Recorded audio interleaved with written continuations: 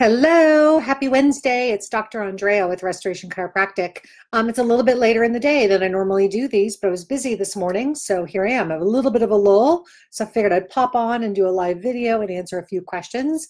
So Awareness with Andrea, we're talking about women's health issues a little bit today, also a little bit about keto.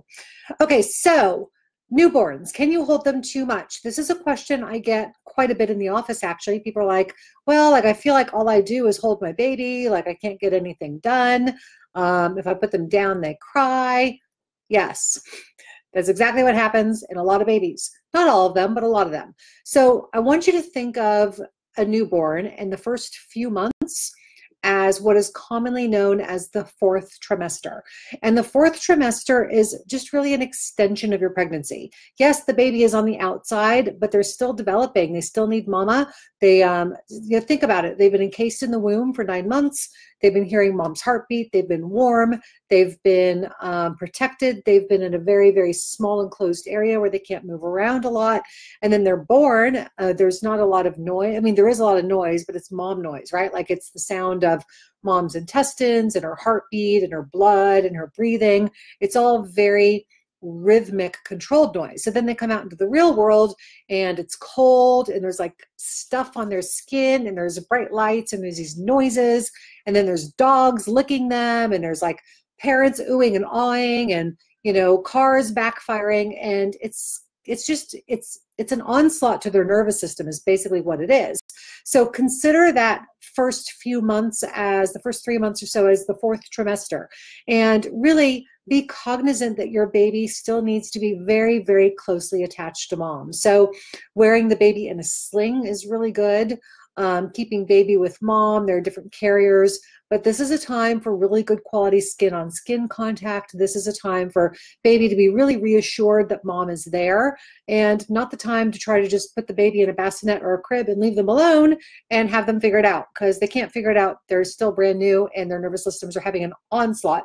Plus, let's be real, that birth process is not easy on them.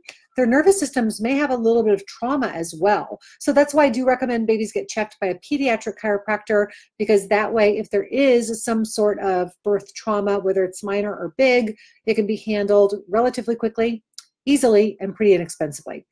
Okay, so the keto diet is huge. Everybody wants to hear about keto, but it does not work for everybody. And so one of the questions I get well, I'm on keto and why is it not working?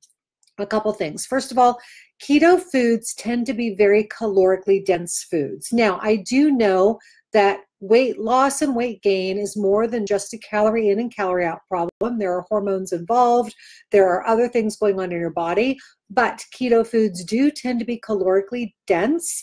And if you're doing keto and you're not changing how and when you eat, there's a really good chance you won't lose any weight on it. So you have to be aware that if you're going to go do keto from like a carb diet or more of the standard American diet, you might actually need to change the frequency with which you have meals. So instead of having 3 meals and a couple of snacks a day, you might actually want to drop down to 2 meals, or maybe even just once a day, 1 meal a day, but make it really count, like have good quality nutrition. So if you're doing keto and it's not working for you, in order to troubleshoot, what I recommend you look at number 1, how many times per day are you eating? And then how often in between meals are you eating? Because if you're only going like 2 hours in between meals and snacks, that may not be enough. You might want to extend that out. Make sure there's a good 5 hours in between eating, especially if you're on keto, and just see if that doesn't help. And then maybe throw in a little bit of intermittent fasting or actually extended fasting too. Okay, so I want to talk a little bit about estrogen dominance, because this is a huge problem for women, especially in this country. It can affect your ability to get pregnant. It can affect your ability to get pregnant. And I do believe, this is my opinion, I've not researched to see if there's any science on this, but I imagine there is. My opinion is that a lot of it has to do with some of our birth control options, like birth control pills. So birth control pills use estrogen and sometimes progestin to basically convince the woman's body that she is already pregnant, so that she does not ovulate that month and then cannot get pregnant if she has sex. So those birth control pills, what will happen is they create a situation in the body where the woman is having too much estrogen in her body for too long, and it creates a situation of estrogen dominance. Estrogen dominance can lead to all sorts of problems, mostly related to like heart and bone, but estrogen dominance can also be a problem once you go off the pill and then you're trying to get pregnant. So for example, if you have too much estrogen and not enough progesterone, it will be much more difficult to carry a baby to full term, because progesterone is the progestation hormone or pro-pregnancy hormone, and progesterone is really the one that you want to have a lot of if you're trying to get pregnant. So here's my recommendation. If you have been on birth, first of all, if you're a woman, you have been on birth control pills, you are trying to get pregnant and you're having trouble getting pregnant, number one, go see a good chiropractor, have your spinal health evaluated, have your nervous system checked for misalignments that may be contributing to miscommunication between the brain and the body. First thing. Second thing, look at adding in some progesterone cream to balance the progesterone up to where it needs to be to match the estrogen, so you're no longer estrogen dominant and you've got a better chance of being able to hang on to that pregnancy. So if you're a woman trying to get pregnant and you've been on birth control pills, I do recommend after you go off the pill, you add in a progesterone cream. You can get them on Amazon, you can get it at Sprouts, Whole Foods, like any like natural market will have it.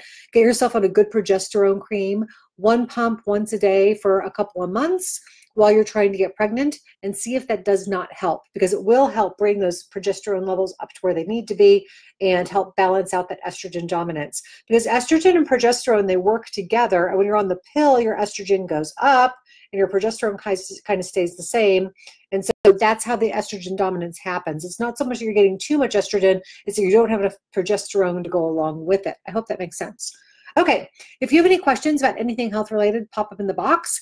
If you are a female with a new baby, or you're trying to get pregnant, or you are pregnant and you're looking for a prenatal or pediatric chiropractor, I'm here in Southern California to help you. I'd be happy to take care of you. Again, it's Dr. Andrea with Restoration Chiropractic. This has been Awareness with Andrea, the Wednesday edition. I will try to see you tomorrow morning. I've got a super busy morning and then I'm not here in the afternoon, but I'll try to pop on tomorrow. I hope you guys have an amazing day. Be grateful, have fun, and love lots, and I will talk to you later. Bye.